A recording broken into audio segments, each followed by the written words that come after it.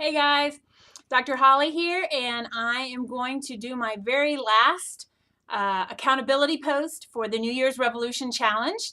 I promised you that I would be vulnerable and put my own challenge out there while you were doing your challenge, and that was really part of it. The idea that you will go out there and put yourself out there as a way of accountability, but also as a way of inspiring others and then being inspired yourself.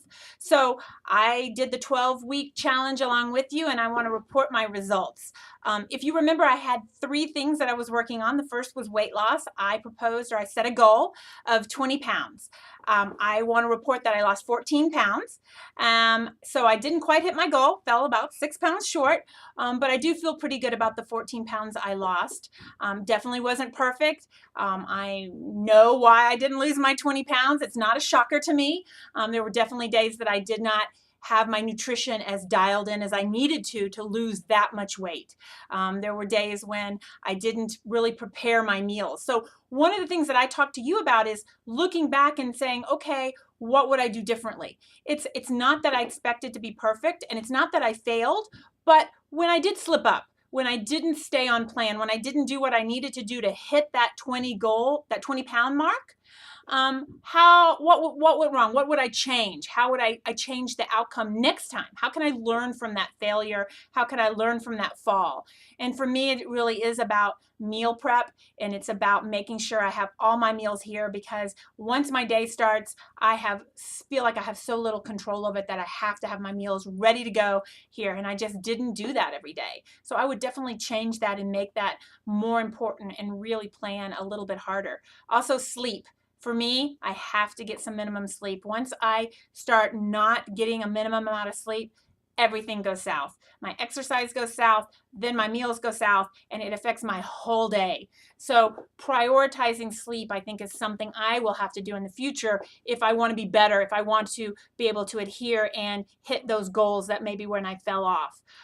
Number 2, I talked about starting a morning ritual, and that involved doing some gratitude and intentions, and also running on the treadmill. So getting up at 4:30 a.m. and really doing a morning ritual. And I want to report that I did very well on that. That was something that I did stick to. Not perfect, not 100%, but definitely that has become something that I like, I enjoy, that's part of my life. And so I think I was very successful in making that something that will continue for the weeks ahead. And then lastly, I talked about doing yoga, and I think I said twice a week.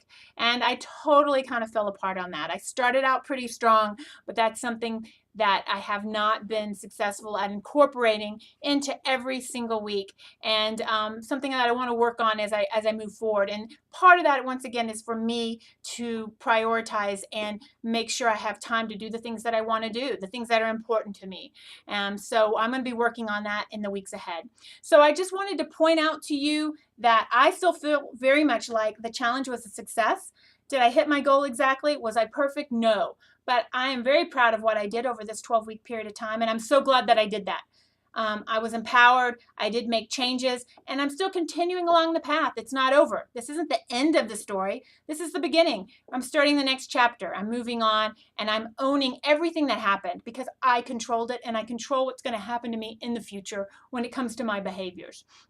So I just wanted to put that out there for everybody. Congratulate you once again on a great 12 weeks. I'm going to continue to do accountability posts.